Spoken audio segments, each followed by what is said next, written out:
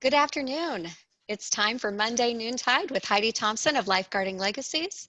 We're excited to bring you back to our Monday weekly broadcast, and today I have a special guest, Mark Hagan with the Leaven, and I can't wait for you to learn more about the difference he's getting ready to make.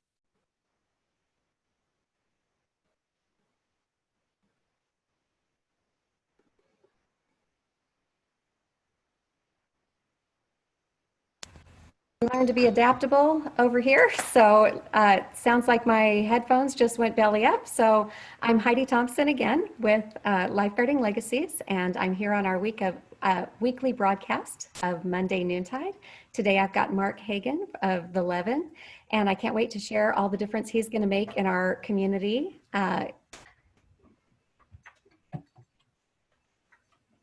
Sorry, having another tech challenge. And I just want to tell you a little bit about Lifeguarding Legacies real quick before we get started. I'm an estate planning attorney. I help people with wills and trusts. So I help them take the things that they've been working for their lifetime and make sure they go seamlessly to the people they love and the causes they care about. And Mark is up next. Mark, I'm so glad you're on the show. I'm sorry for the technical difficulties that it got started with. Oh, that's no problem. Thank you for having me, Heidi. Welcome aboard. And tell me, what is the Leaven? The Leaven is a nonprofit that we provide mentoring and tutoring for at-risk kids in low-income neighborhoods. We've been doing it since 2009, and we started with one site in a little town called Fairfield, California. Fantastic. And Mark, tell me a little bit about yourself and how you came to know the Leaven. This is actually career 3 for me, and my first 2 careers were very different as well, but they were in the for-profit world. But I always had it on my bucket list to take what I'd learned from the for-profit world and help a faith-based nonprofit. And I came back out to California from Phoenix to help our dad, who was my dad was doing poorly, and so I was looking for something to do out here, and a mutual friend basically told me about the Leaven and introduced me to the CEO of the Leaven. And it was at that time that I realized that I'd said out loud at one point that I wanted to work for a faith-based nonprofit, because my wife reminded me of that. And I realized, oh, I better look at this, because how often do you get a chance to transition from, the for-profit world to the nonprofit world when it's something that's on your heart and you're not actively looking for it? Right. Yeah. So I found out what the Leaven did. I fell in love with what they did for kids. I got what I call the warm fuzzy, where you walk in and you see what we're doing with the kids and just go, oh, that's great. But then 5 minutes later, because I come from the for-profit world, I asked the CFO of the time, do we have metrics? Because I wanted to know that that wasn't just a good feeling, that there was actually some actual work going on that was doing some good. Love it. Short answer, it was. And is. Yes. So tell me about your experience at that first center. What is it you saw, and what is it that just drew you right in? Well, number one, these are kindergarten through 5th grade kids. And who doesn't love kindergarten through 5th grade kids? The world is their oyster. Everything's open to them. Everything's possible. And one thing I realized early on was that these kids were craving positive adult interactions, not just the mentoring and the tutoring they got, but they just wanted to spend time with adults that were positive, and they wanted to build those relationships. And so you just fall in love with that. But then I saw the actual work going in, the actual statistics that showed that the kids were actually learning and doing better in school, that it was actually validated that warm fuzzy.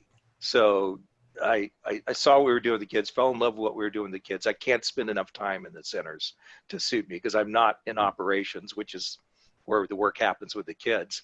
Right. And so I was for a short time, and I enjoyed every moment of it. I've got tons of stories just from that short time working in operations. And you just, you fall in love with the kids and what is happening in their lives, because they have this resource that they would not have access to otherwise.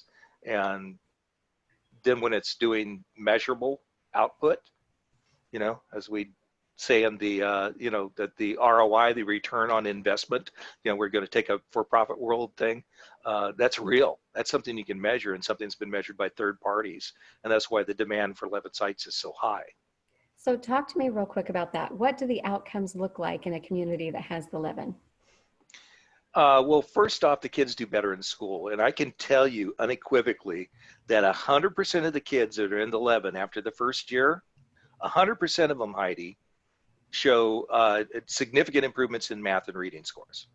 And we measure that internally because we've got some very sophisticated software that's actually, just leading edge software that a lot of school districts and the like use. And it measures what the kids' performance is in key categories. So we know whether they're learning or not. 100% of them do significantly better in reading and math. Wow. And then there's other stats too, lots of other stats. And then of course we've got the school grades, and they bring those home. Well, because our sites are located where they live, that's another novel thing about these sites, then that means that we get access to those too. It's like, oh, you didn't bring it? Run home, ask your mom to let you bring the report card home because we need to see it. We need to see how you're doing. And so we can look at that data too, with the parents' permission, of course, and keep an eye on how the kids are tracking in school. So not just how we measure them on arbitrary scoring, and I say arbitrary because it's not necessarily from their school, Right. but we're much more tied in closely with the schools than that would reflect as far as what work we're doing in the site with them. And you mentioned the parents being right close by because you are right in the neighborhood is where you build these centers. So what's the relationship look like with the centers and the families? That is probably, if there's going to be a secret sauce with the Leaven, I think that's it. I mean, I tell teachers and school administrators all the time, I said, we have an unfair advantage. We are there in the neighborhood, and we are not looked upon as somebody that's just bringing a service and leaving. We have a physical classroom in the neighborhood with a site director that's there every day with the kids, volunteers, of course, too, but a site director that's there with the kids. And so because we're located there, we have a physical presence there. We see people all the time and talk with them outside the Leaven, coming and going, out there playing with the kids outside. If somebody misbehaves, what's a teacher got to do in the classroom? Call them and maybe leave a message on somebody's cell phone, or send them an email, tell them what's happened in school, and hopefully get some communication back and have a dialogue going. Now, we could trot the kids out, walk them outside our door, over to their door, and knock on the door and say, he was misbehaving today. And what kid is going to change his story with you standing right there that goes, did you do that? Yes. Yeah, we got to send him home today because he's not obeying in class. He's causing a ruckus. And so you have that opportunity to build a relationship. When it's face-to-face like that, it's just a lot easier. So Here you we're become living in a resource for the parents that way too. a resource, a helper, Mm-hmm. helping the kids get their homework done. That offloads some duties from the parents. I mean, these parents can be very busy. These are low-income neighborhoods. They don't have the resources that more affluent households would have. Cities have told us that 100% of the kids that are in our program would not have access to anything like it. They just either they can't afford it, or they can't, even if it's like a free program like a Boys and Girls Club, these kids aren't close enough. They wouldn't necessarily make it to that on a regular basis. And you need to, if you're getting homework help, you need to be there every day after school. Any day you have homework, you got to be at someplace where you can get some help with your homework, whether that's home or with us. So we all believe education is the great equalizer. It's the thing that gives the kid the opportunity to rise above. And so we recognize that. If they're getting that from you, they're getting that support so they can be successful there. What do we expect to happen in the communities, and what do we see happening in the communities? Well, one thing that we've noticed, and it's not just us, but communities have noticed, police departments have noticed, residents have noticed, the kids do better in school. There's better engagement with school with these kids. That's number one. But the weird thing is crime drops where we go. I think the current average is 53%, a 53% drop in crime overall. We've got 23 sites in 11 cities now. The crime drops by an average of 53% where we go. That's a startling statistic. Police chiefs get excited when it goes double digit. You know, if it drops by 10%, they're thrilled. The Leaven to them is a resource management tool. Not that they don't have good hearts for these communities. They want to see something positive. If you're getting 300 calls, this is a real world scenario now. If you're getting over 300 calls a month to go to one neighborhood, you know, the residents there are calling you. You're not just showing up. And that drops by, in that case, 54% inside 6 months. That is a real quality of life improvement for those folks. Mm-hmm. And a lot of these kids, their only exposure to the police before us was when they saw cars rolling up with red and blue lights on them. Right. And now, you know, there's you know, police organizations that give to the Leaven because they realize that we're doing some good in communities that they would otherwise spend a lot more time in, and you know, and not always in positive ways. So it's a really unique thing. But that drop in crime, you can actually see a difference. You see folks at neighborhoods where no kids were outside playing before. It wasn't considered safe. Residents didn't hardly communicate with each other because everybody was closed off in their own apartments. Mm-hmm. And then 6 months go by and a year goes by and there's kids outside playing and there's residents out communicating. And all I can say is the Leaven brings hope. Hope that my kid won't join a gang. Hope that I can raise my hand in school without feeling embarrassed. You know, and when parents are dropping their kids off at the Leaven for the first time, maybe they're meeting other parents. And maybe they're saying, oh, you're an okay parent. You're an okay parent. My kids can play with your kids. And a sense of community develops that's with the Leaven as the catalyst for that. So it's not like we're creating all this community change. It's just a catalyst. You bring hope to a neighborhood and people start communicating and things happen.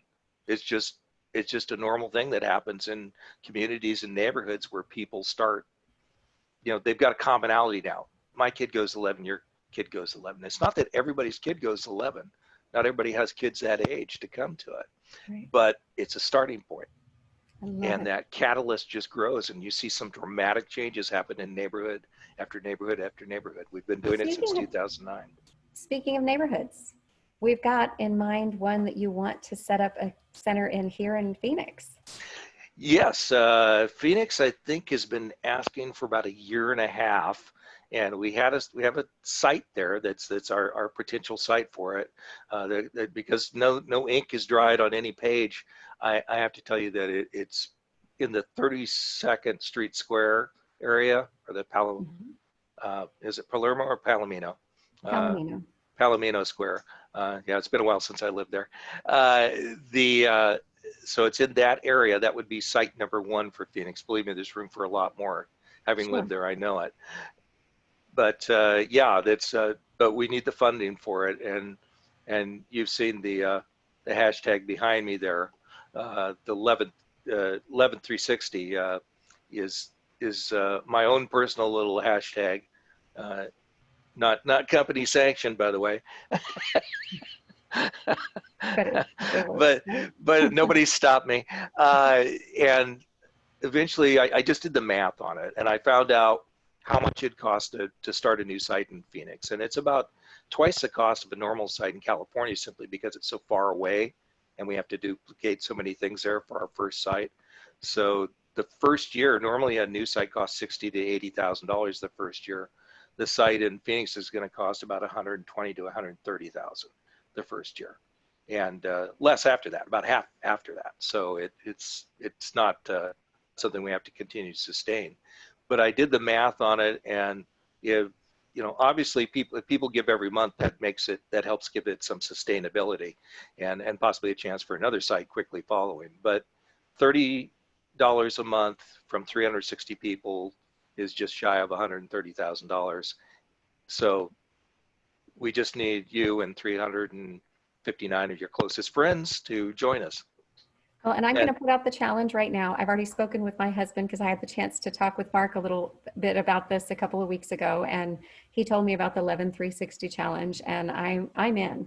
I coming from schools, I believe in the difference that a community center can make. I believe in the difference that adults can make in the lives of kids that really need them when they're there with the right hearts and the right minds to make a difference in a community. They've already got the background, they've already got the stats. It seems like a no-brainer in my community to invest in my community too. So we're in for $30 a month from us. I would love to see some of my friends take on that challenge. I'll certainly post that in the comments below the video that the 11-360 challenge is on, who's going to match me in it. But I really hope a few of my friends will join in that because I definitely believe in what you're getting ready to do here. So. thank you, Heidi. You don't know how much I appreciate that, and you're obviously putting your money, your hard-earned money, where your mouth is, and you're not just having me on to say, "Gee, this would be nice for everybody else to do." So, thank you, because I know you can't do that with everybody. I can't do that with everybody, but So, you're going back to education, which is always going to be my first love, and it's definitely a way that I can, and I live in this community. This is the kids in my community that I am now helping get off the streets. I'm helping their families get a leg up and make a difference, and that is going to be somewhat self-serving over time. well, I tell you what's self-serving is me promoting that if we do build a site there, I'm hoping that you or some of your people that are watching would like to volunteer. And it's not an onerous task. I mean, I tell busy people all the time because I talk to a lot of business people and when I'm doing my job normally, and I tell them 1 to 2 hours, 1 to 2 days a month. That's 2 to 4 hours a month, basically. Super easy to do. A lot of people fall in love with the kids and they want to do more than that. That's fine. But if you have 20 people that will do that, that site director in the site has lots of backup. That means they have 1 to 2 people helping them a day, which is great because a site director can run a site all by themselves. It's completely possible for them to do it with no help whatsoever. But the things we can do with just a little bit of help makes the program a lot more fun for the kids because we focus every day. There's 45 minutes spent on academics, homework and other academics, and then there's 20 minutes on reading and reading enrichment. There's 30 minutes of organized play, other activities, STEAM resourcing, and then there's a healthy snack. This happens 4 to 5 days a week, depending on the site. So these kids are getting a solid program that's well vetted and very, very strong in its academic base, which is really great because we've got some fantastic people working for us that, retired teachers and trained educators that, as that's really important to have people that have the right credentials to put the program together, and that's what makes the core part of the 11 teaching these kids work. Plus, they're bringing home their homework, which there's plenty of that to work on. Absolutely.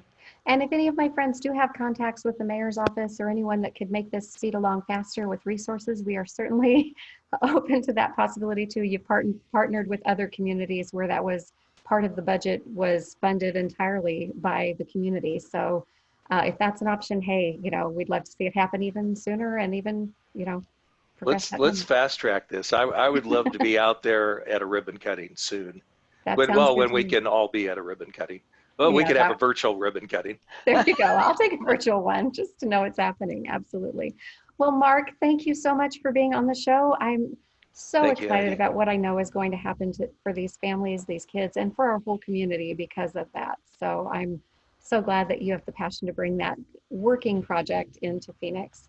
And for my listeners who just want to know what's coming up next, next week, get your senior parents or some of your senior friends to tune in. I've got a guy talking about reverse mortgages and some of the different things they're doing with financing now that can make a real difference long-term in preparing for retirement or for families that are already well off, things that they can do to maybe even have some tax savings that I hadn't ever thought of before that can really make retirement different. So looking forward to that one as well. Mark, again, thank you for being on the show. And Thank you, Heidi. remember, if it's time to take care of your estate plan, You may not think you have one, but whether you think you have an estate plan or not, you have an estate plan. It's called the States Plan. If you don't trust the state with your estate, please call me and I will help you lifeguard your legacy. That's Heidi Thompson with our Monday Noontide signing off. Thanks and have a great week.